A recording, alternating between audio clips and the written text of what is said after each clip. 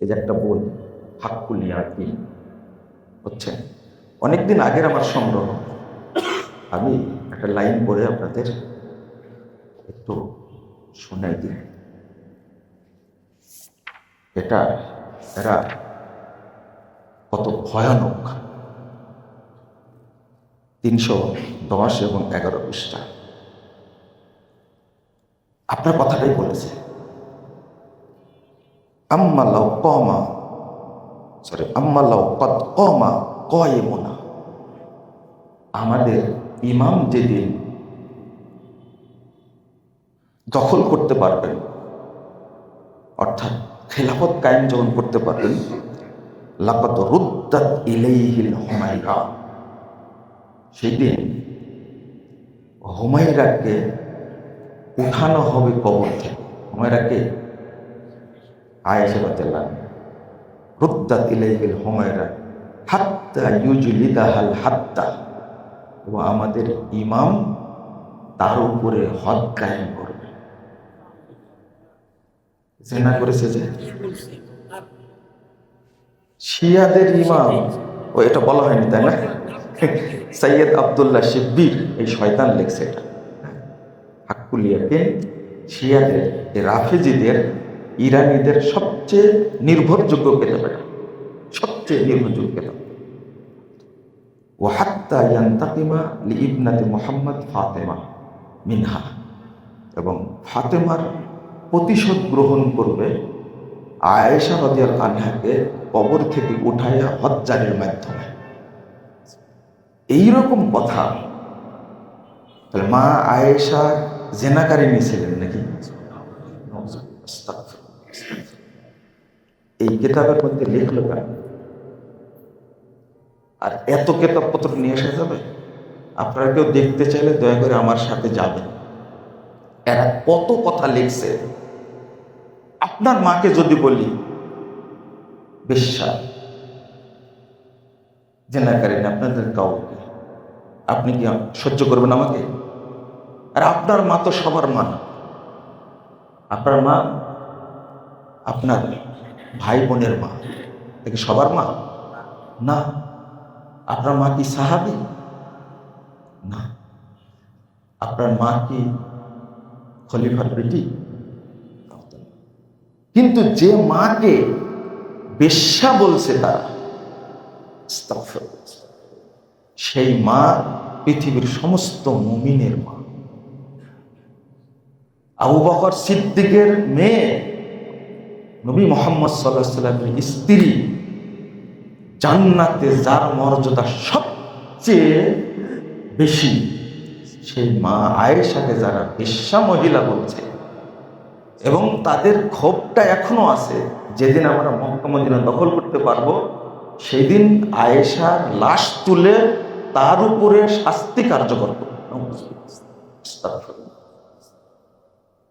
তা আপনার এই কষ্টটা লাগে না? 18 বছর বয়সে স্বামী হারিয়েছেন, দীর্ঘ 46 বছর দিন বিতরণ করে গেছেন, সেই মাকে যারা বেশ্যা বলে, জেনাকারিনী বলে, তাদের ক্ষমা কোনোদিন হবে না। আল্লাহ এদেরকে ধ্বংস করবেন ইনশাআল্লাহ।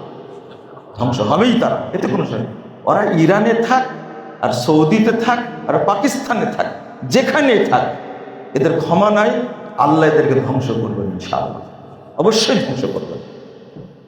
আপনার যুদ্ধ লাগ, আরো কিছু হোক, কিন্তু যে এইভাবে গালি দেয়, শুধু তাই।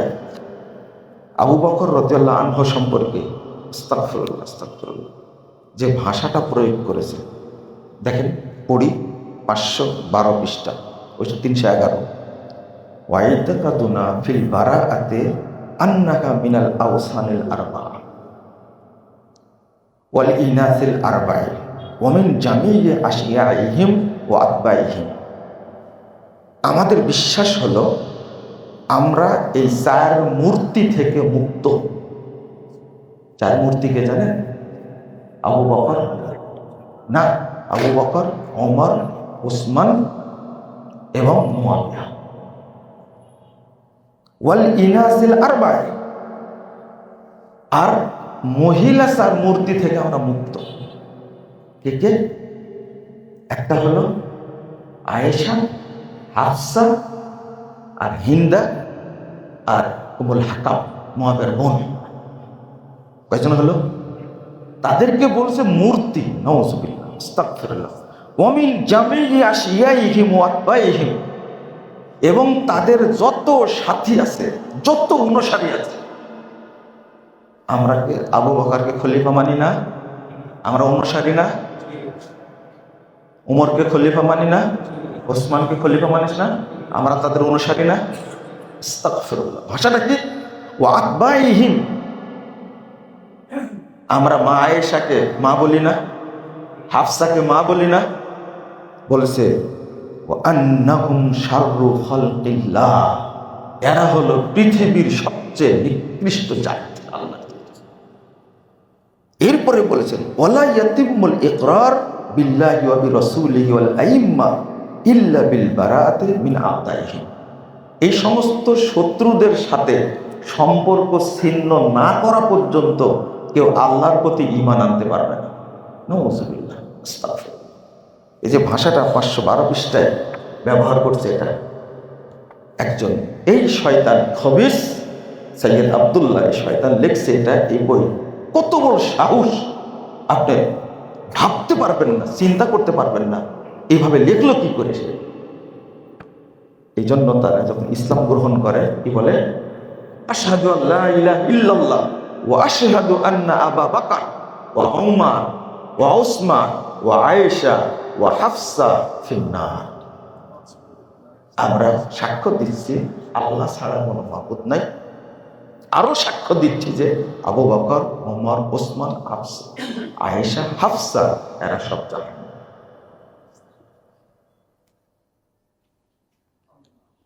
দেখেন, যে খমিনি মারা গেছে, আগের খমিনি, এটা মুসাবি খমিনি।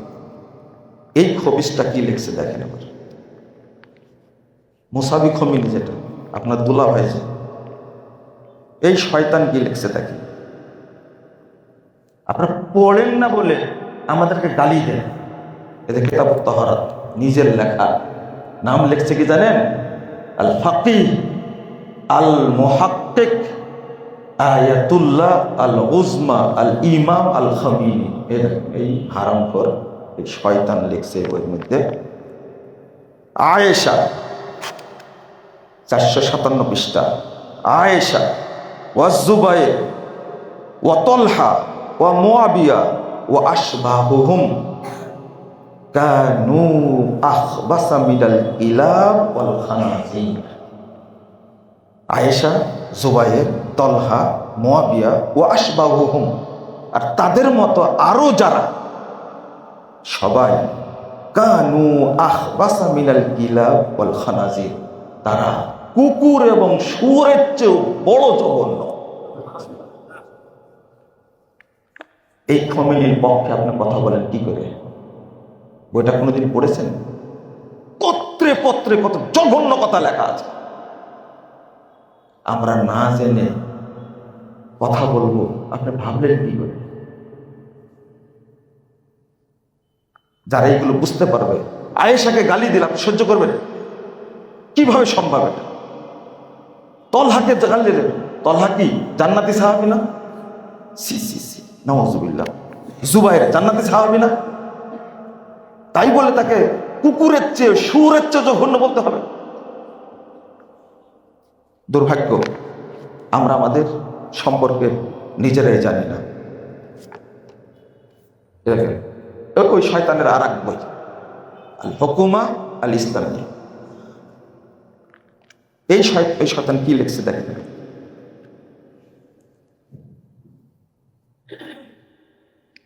78 পৃষ্ঠা আল হুকুমা, ছবি দেওয়া আছে। আল ইমাম রুহুল্লাহ আল মুসাবি আল খামিনি লিখছে, ওয়াল্লাতি তাকুনু ফি মুজিবিহা জামিউ দুরাতিল উজুদে খাযিআতা আতান আমামা ওয়ালিল আমর। পৃথিবীতে যত কিছু আছে, কায়নাত, আসমান, জমিন, পশু পাখি, গাছপালা, সব কিছু ইমামের জন্য মাথা নত করে থাকে। বলেন তো সবকিছু সেজদা করে কাকে? আল্লাহকে। আর ওই দাবি করছে সবকিছু সেজদা করে তার ইমাম। তারপর বলছে মিন জরুরিয়াতে মাযহাবিনা, আমাদের মাযহাবের জরুরি মূলনীতি হলো আন্নাহু লা ইয়াসিলু আহাদুন ইলা মারাতিবিল আইম্মাল মা'নাবিয়্যা হাত্তাল মালাকুল মুকাররব ওয়ান নাবিয়্যুল মুরসাল। আমাদের ইমামের মর্যাদা এত বেশি যে ওই মর্যাদায় কোনো নিকটস্থ ফেরেশতা বা কোনো প্রেরিত নবীও সেখানে পৌঁছতে পারেনি। এই খবিসগুলো লিখে রাখছে এই কথাগুলো, এখানে আল্লাহর মর্যাদা নষ্ট করেনি। সব কিছুর ধারক নাকি ইমামরা, ইমামদের কথাই সব কিছু শোনে, অথচ সকল কিছু ইউসাব্বিহুল্লাহু মা ফিস সামাওয়াতি ওয়াল আরদ। আল্লাহ বলছেন আসমানের জমিনে সবকিছুই তাসবিহ বর্ণনা করে কার? আল্লাহ। আর এই বলছে ইমামের তাসবিহ বর্ণনা করে, ইমামের কাছে সেজদা করে। আর সমস্ত ফেরেশতা পৃথিবীর সমস্ত নবী রাসূলদের চেয়েও তাদের ইমামদের মর্যাদা বেশি। তা আমাদের নবী মুহাম্মদ সাল্লাল্লাহু আলাইহি ওয়াসাল্লামের মর্যাদা থাকলো? এটা কিভাবে হতে পারে? এই কথাগুলো কিভাবে বলছে? এরপর আরো বলছে কানু আনওয়ারান ফি দিল্লিল আরশি ক্বাবলা হাদাল আলাম। এই পৃথিবী সৃষ্টির আগে আমাদের ইমামরা সবাই আরশের ছায়ার নিচে আলোকস্তম্ভ হিসাবে ছিল। ইমামদের প্রশংসা করছে। এরপরে নিজেই এই খমেনি একটা কওল উল্লেখ করেছে ইমামদের, ইন্নালানা মাআল্লাহি হালাতিন লা ইয়াসাউহা মালাকুন মুকাররবুন ওয়ালা নাবিয়্যুন মুরসাল। বলছে আমাদের ইমামরা বলছে যে আমাদের মর্যাদা এত বেশি, সেই জায়গাতে কোনো ফেরেশতা এবং কোনো প্রেরিত নবীও সেই জায়গায় পৌঁছতে পারেনি। খমেনি যদি এই বইগুলোতে এই কথাগুলো লিখে রাখে, এই খমেনিকে মুসলিম বিশ্বের খলিফা কেমনে দাবি করেন? বন্ধুরা আমার, আমি বই থেকে কথাগুলো বললাম, কিন্তু এই যে বর্তমান খমেনি যে মারা গেল, আমি বইটা নিয়ে আসতে ভুলে গেছি। এই খমেনি কি লিখছে একটু শুনে নেন আপনারা।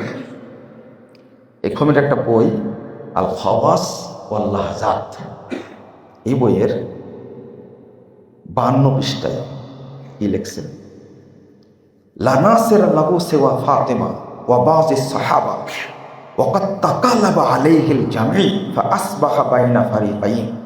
যখন আল্লাহ রাসূল মারা গেলেন, তুলে ধরেছে, তখন আলীর কোনো সাহায্যকারী ছিল না, সেওয়া ফাতেমা, ফাতেমা ছাড়া, ওয়া বাযি সাহাবা, আর কয়েকজন সাহাবী, মানে 4 জন। কয়জন সাহাবী? 4 জন। এছাড়া তার সাহায্যকারী ছিল না।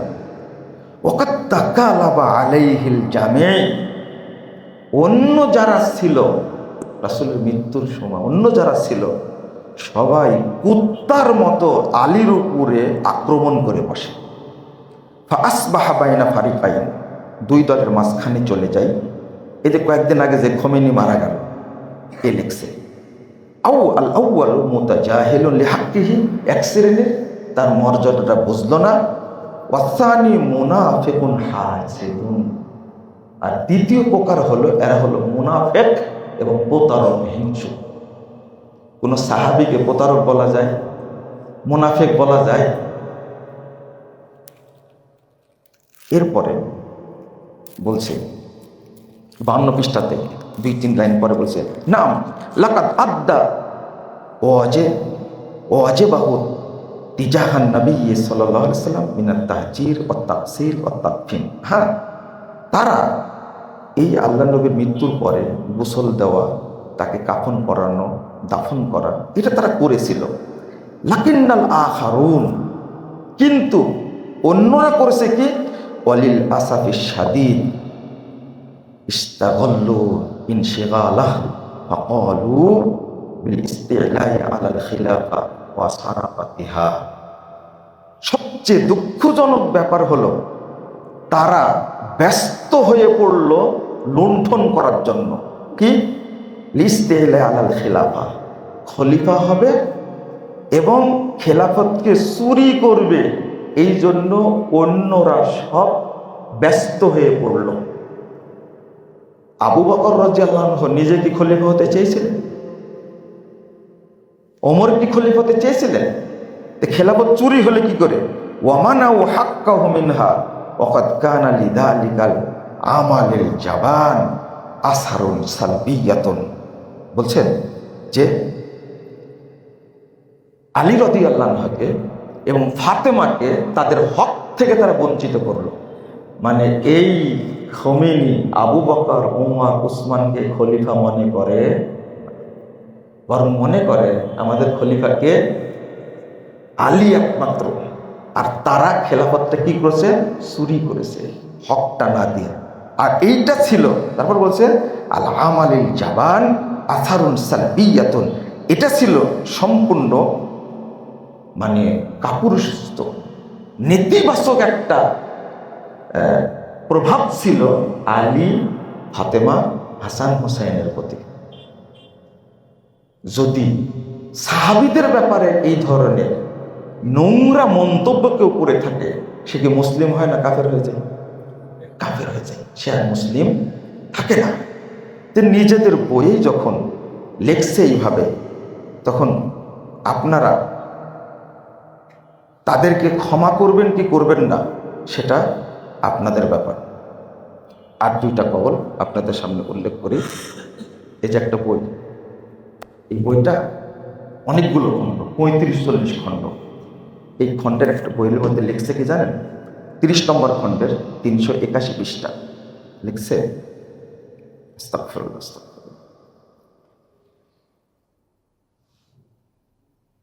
মাওলা আলী বিন হোসাইন এর কাছে নকল করছেন আবু আলী আল খুরাসানি, বা কুলতু ইন্নালি আলাইকা হাক্কান, আমার কাছে আপনার উপর আমার একটা অধিকার আছে। সে কি? আল্লাহ তুখবিরুনি, একটু বলবেন না, আন হাযাইনির রাজুলাইনি আন আবি বকর উমর, আবু বকর উমর সম্পর্কে একটু বলেন তো। ফাকালা, সে বলছে কাফেরান, এরা দুইজনই কাফের। কাফেরুন মান আহাব্বা, শুধু তাই না, এদের দুইজনকে যে ভালোবাসে যারা, তারাও কাফের। ভাষাটা কি? কাফেরান, এই দুইজনই কাফের। কাফেরুন মান আহাব্বাহুমা, এই দুইজনকে যারা ভালোবাসে তারাও কাফের। আবু বকর সম্পর্কে আমরা নাম নিলে কি বলি আমরা? রাদিয়াল্লাহু আনহু। আমরা ভালোবাসি না আবু বকরকে? মুহাম্মদ সাল্লাল্লাহু আলাইহি সাল্লাম বলছেন, কিয়ামতের মাঠে আমাকে খুঁজে না পেলে তোমরা আবু বকরের কাছে যেও। আবু বকর রাদিয়াল্লাহু আমাদের জন্য, রাসূলের উম্মতের জন্য এত দয়ালু, আর তাকে বলছে কাফের। আমরাও কি কাফের? তাহলে আমরাও কাফের। এরপরে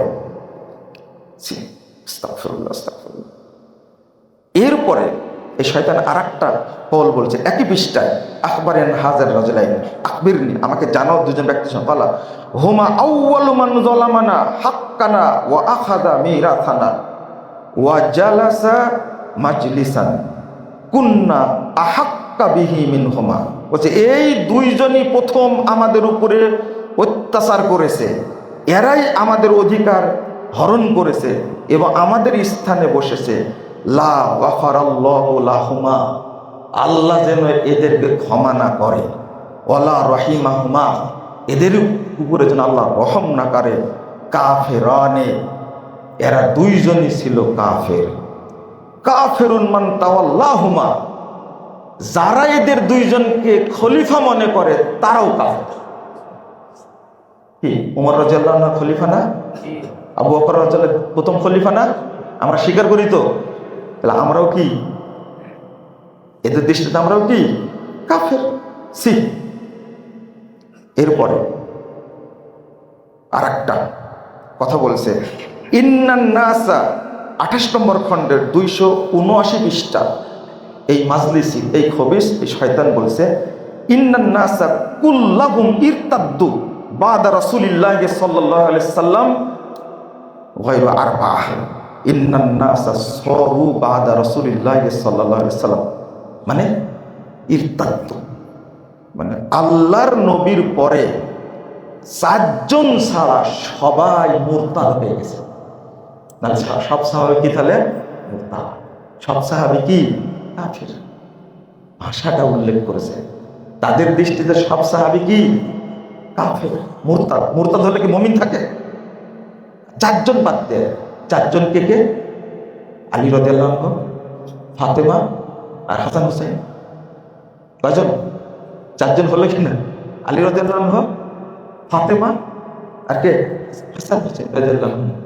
এই 4 জন ব্যতীত বাকি সমস্ত লোক মুরতাদ হয়ে গেছে, কাফের হয়ে গেছে। আমরা অনেক কিছুই জানি না বলে তাদের ব্যাপারে চুপ থাকি। আজকেই প্রথম আমি মনে করলাম যে একটু কিতাবগুলো নিয়ে যেয়ে একটু বলি। অনেকে বলেছে আপনার কাছে তো কিছু নাই, শুধু এমনি বকাবকি করেন। দেখেন, গালি দেয় না আমাকে, বক্তব্য দিলে গালি দেয়। ইমাম শাহবি রাহিমাহুল্লাহ তাবেঈ, তিনি বলছেন 21 হিজরিতে জন্ম, মৃত্যু 103 হিজরিতে। বিখ্যাত তাবেঈ ইমাম শাহবি বলছেন, ওয়াহাদ্দিরুকুমুল আহওয়াল মুদিল্লা ওয়া শাররাহার রাফিজা। আমি তোমাদেরকে এই পথভ্রষ্ট কাফেলা থেকে, রাফেজি সবচেয়ে নিকৃষ্ট, এদের থেকে তোমাদেরকে সতর্ক করছি। ওয়াদালিকা আন্না মিনহুম ইয়াহুদান। ইমাম শাহবি রাফেজিদের সম্পর্কে বলছে 21 হিজরিতে জন্ম, 103 হিজরিতে মৃত্যু। তিনি বলছেন আন্না মিনহুম ইয়াহুদান, রাফেজিদের মধ্যে বহু ইয়াহুদি আছে। এদের জন্মই হলো আব্দুল্লাহ বিন সাবা থেকে। আব্দুল্লাহ বিন সাবার শুক্রপীঠ থেকে এদের জন্ম। ইয়াকমিজুন আল ইসলাম লিয়াতাজাজু বিদালালাতিহিম, তারা ইসলামের ত্রুটি ধরে বেড়ায় তাদের ভ্রষ্টতা প্রচার করার জন্য। কামা ইয়াকমিসু তুয়াইস ইবনু সালুল মালিকুল ইয়াহুদ, যেমন ওয়ান্নাসরানিয়া, যেমন ইহুদিদের রাজা তুয়াইস ইবনু সাউল খ্রিস্টানদের ত্রুটি বর্ণনা করে। মানে তিনি বলছেন যে ইসলামের ত্রুটি বর্ণনা করার জন্যই এই রাফেজিদের জন্ম হয়েছে। তারা ইসলামের ত্রুটি ধরে, এরা ইহুদি। এরপরে ইমাম ইবনে তাইমিয়া রাহিমাহুল্লাহ বলছেন, আন-নিফাকু কাসীরুন যাহিরুন ফির রাফিজা। আগের রেফারেন্সটা ইমাম আবু বকর আল খাল্লাল আস-সুন্নাহ হাদিস নম্বর হিসেবে উল্লেখ করেছেন 791 নম্বর, সনদ সহি।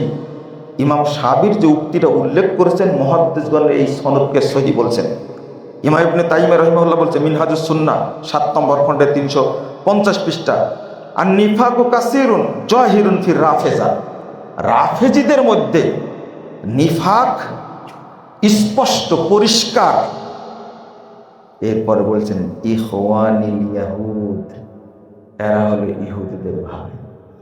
কথাটা আমার না, ইমাম ইবনে তাইমিয়া 728 হিজরিতে মারা গেছেন, 661 হিজরিতে জন্ম। মিনহাজুস সুন্নাহর মধ্যে বলছেন ইখওয়ানিল ইয়াহুদ, এরা ইহুদিদের ভাই। এখন আপনারা বলবেন ইসরায়েলের সাথে দ্বন্দ্ব কেন? দ্বন্দ্ব কিসের জন্য? ইউক্রেন আর রাশিয়ার সাথে দ্বন্দ্ব কেন? উত্তর দেন। ইউক্রেন রাশিয়ার যুদ্ধ চলছে 2 বছর যাবত, না 2-3 বছর যাবত। কেন চলছে? ইসলাম নিয়ে, কি নিয়ে? ক্ষমতা দখল নিয়ে, সাম্রাজ্য প্রতিষ্ঠা নিয়ে দ্বন্দ্ব চলছে। তার পক্ষে আপনারা বলেন? রাশিয়ার পক্ষে সবাই। আমি বিভিন্ন জায়গায় জিজ্ঞেস করি, তো ডাইরেক্ট বলে আমরা রাশিয়ার পক্ষে। আপনি তো রাশিয়ার পক্ষে হবেনি, কারণ সিরিয়ার 2 কসাই, 2 শয়তান, হাফেজ আল আসাদ আর বাশার আল আসাদ, এই 2 শয়তান 53 বছরে সিরিয়ার মুসলিমদেরকে 40 লক্ষ মুসলিমকে হত্যা করেছে, সুন্নি মুসলিমকে হত্যা করেছে। আর এই বাশারকে আশ্রয় দিয়েছে কে? আশ্রয় দিয়েছে পুতিন। রাশিয়া কোথায় আপনারা ভালো জানেন। পুতিন আশ্রয় দিয়েছে, এই জন্য পুতিনের পক্ষে হবেনি, স্বাভাবিক। 2100 জন মারা গেছে ইরানে, তাই কাঁদতে কাঁদতে আপনার দাড়ি ভিজায় ফেললেন। কিন্তু 40 লক্ষ মানুষের মধ্যে 10 লক্ষ শিশুকে হত্যা করেছে এই দুই কসাই। তখন কোথায় গেছিলেন আপনারা? তখন কথা বলেন না কেন? দুর্ভাগ্য, আমরা ইতিহাস জানি না। ইয়ামানে শুধু সিরিয়ায় শুধু 10,000 আলেম হত্যা করেছে, 20 লক্ষ মানুষকে হত্যা করেছে ইয়ামানে। আপনারা সেটা ভুলে গেলেন আর আমাদেরকে গালিগালাজ করছেন।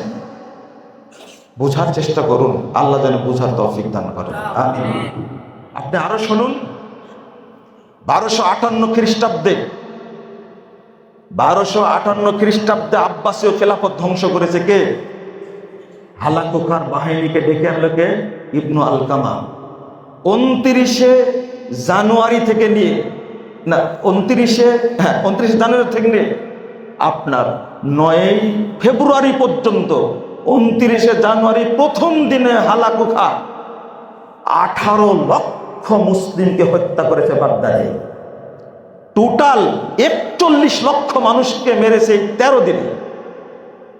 ইবনে আলকামা একদিকে খেলাফত ধ্বংস হলো, আর একদিকে জ্ঞান কেন্দ্র বাগদাদ, ফার্সি শব্দটা এর অর্থ হলো জ্ঞান কেন্দ্র, এই জ্ঞান কেন্দ্রকে ধ্বংস করে দিল এই শিয়ারা।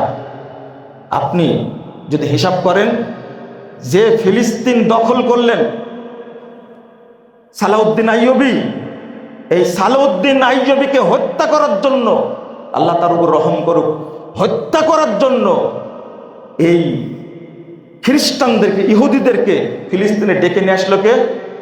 1158 খ্রিস্টাব্দে। ইতিহাস খুঁজে দেখুন, সেই শিয়ারা ডেকে নিয়ে আসলো, সালাউদ্দিন আইয়ুবীকে হত্যা করলো। দীর্ঘদিন পরে 1917 সালে প্রথম বিশ্বযুদ্ধের সময় ফরাসি জেনারেল গুরিয়ান এই শয়তান সালাউদ্দিন আইয়ুবীর কবরের উপরে বাম পা রেখে বলছে, টুডে ইজ দ্য ক্রুসেড, আজকেই ধর্মযুদ্ধ শেষ হলো। আমি বলি, যদি সালাউদ্দিন আইয়ুবী আজকে বেঁচে থাকতেন যদি, তাহলে এই ফরাসি জেনারেল কখনো এই খ্রিস্টান অপবিত্র সালাউদ্দিন আইয়ুবীর কবরের উপরে পা রেখে অহংকার ছাড়তে পারতো না। যেদিন বেঁচে ছিলেন সেদিন কোথায় গেছিল? এটি ইতিহাস আমাদের জানতে হবে। এবং উপমহাদেশে এত মানুষকে হত্যার পিছনে মূল কারণ কি ছিল, এটাও আপনাকে জানা লাগবে। ওই যে কাজী ইব্রাহিম সাহেব বলেছেন না, যে 71 সালে পাকিস্তানিরা বাংলাদেশের এত মানুষকে পাখির মতো হত্যা করলো কেন মারলো? কারণ সেই সময় আইয়ুব খাঁ ছিল শিয়া, এরা সুন্নি মুসলমানদের উপরে কোনো মহব্বত ছিল না, মেরে দেওয়া সবগুলোকে। মুসলিম যদি হয়, এত মুসলিমকে হত্যা করতে পারে কখনো? জিন্নাহ ছিল শিয়া, ফাতেমা জিন্নাহ শিয়া। আপনি কি মনে করেন, ইতিহাস যদি না বুঝেন আপনি, এত মানুষকে কার কি জন্য মারল? আপনি কি মারতে পারবেন? একজন ভাইকে এইভাবে মারতে পারবেন? এটা সম্ভব না। এত লক্ষ মানুষকে হত্যা করতে হবে। শুধু তাই না, এই শিয়ারা দীর্ঘ 22 বছর হাজরে আসওয়াদকে চুরি করে নিয়ে রেখে দিল। আবার চাচ্ছেন আপনারা